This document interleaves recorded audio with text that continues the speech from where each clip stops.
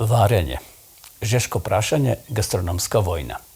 Едно е да уживате во гледањето на меурчиња што се вртат во аквариум, но сосема е друго кога тоа се случува во вашиот стомак.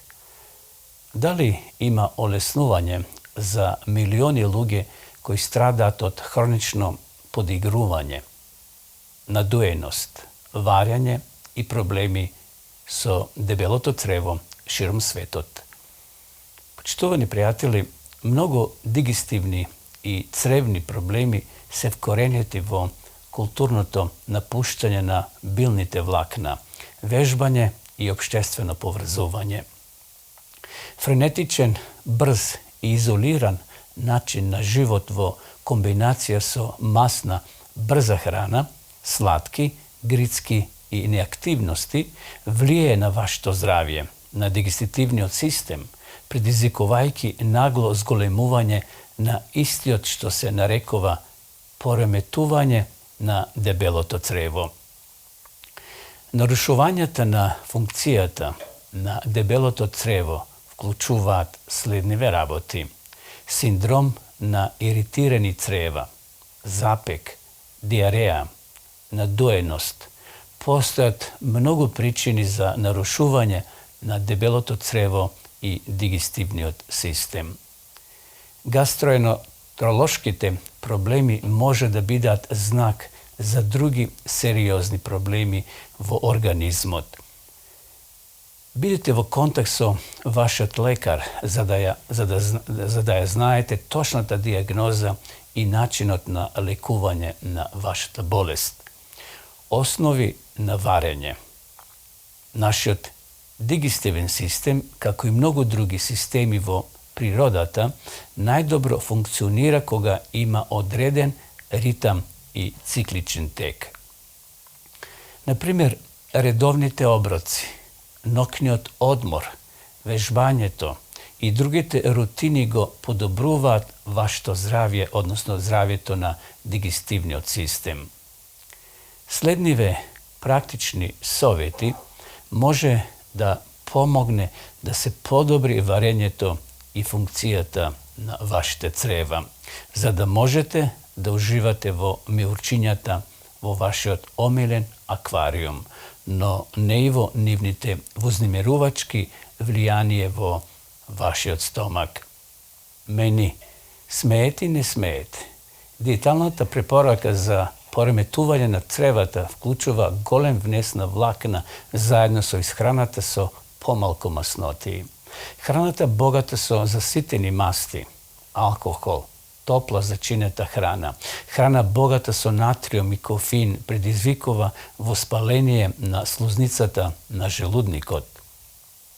Исхраната богата со свежо овоше, зеленчук, цели зрна како јечмен, кафеав ориз и друга растителна храна има заеднички ефект, промовирајќи и регуларност и намалувајќи го запекот и диарејата.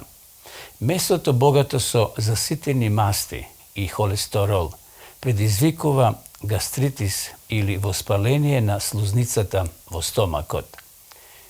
Растителната храна е богата со хранливи материи и малку масноти.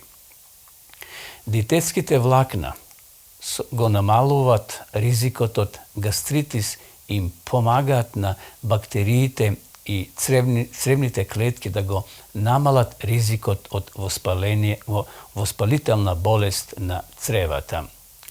Например, топла, зачинета храна, алкохол, кофеинот и високиот натриум предизвикуваат воспаление и делуваат против дигестивното здравје.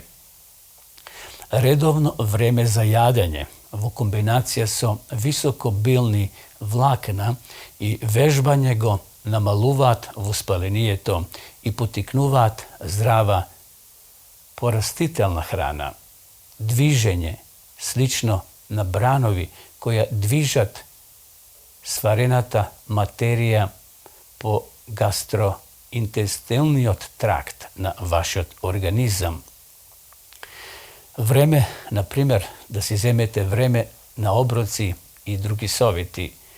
Редовност, прескокнувањето на појадокот и честите грицки го зголемуваат вкупниот внес на калории и во вашиот организам додава килограми.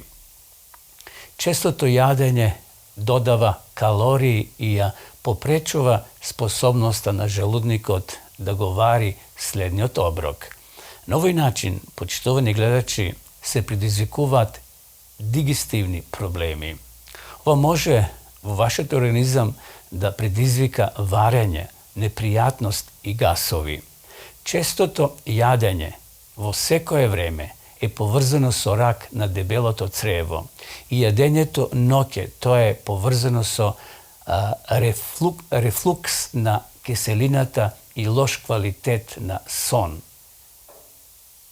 Дарежливи вечери, оброци може да го влоши нивото на шекерот во крвта кај диабетес тип 2 следното утро. И затоа јадете здрав појадок од цели зрна со свеже овоше и јаткасти плодови и намалете ја храната навечер. Се поврзува со подобра контрола на тежината, расположението и ментални функции. Затоа, почитувани гледачи, обидете се да јадете многу храна богата со растителни влакна за време на вашите редовни оброци и оставете го вашиот стомак да мирува помеѓу оброците. Јадете многу помалку за вашиот трет оброк. Една стара поговорка вели: појадувај како крал, ручај како кралица и вечерај како просјак. Да кажеме неколку зборови за брзото јадење. Земањето оброци на нозе е честа причина за дигестивни проблеми и стомачни проблеми. Тоа исто така поврзано со лошата контрола на шекерот во крвта. Луѓето кои јадат побавно и јадат помалку и затоа консумираат до 200 помалку калории дневно. Доброто џвакање на храна е поврзано со подобро ментално здравје и расположение. И затоа, почитувани, јадењето побавно е поврзано со подобро варење. Секако, подобро искористување на хранливите материи, помалку калории и подобра ментална функција.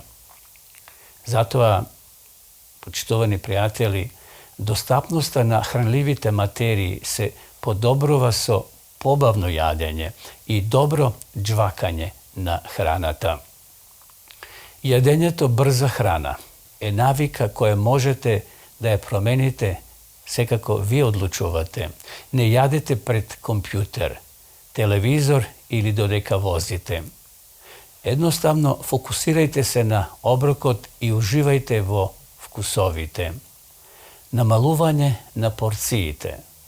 Истражувањата покажуваат дека кога јадеме помалку или малку помалку отколку што ни е потребно за да се чувствуваме целосно сити, му правиме услуга на нашиот дигестивен систем, па дури и го продолжуваме нашиот живот.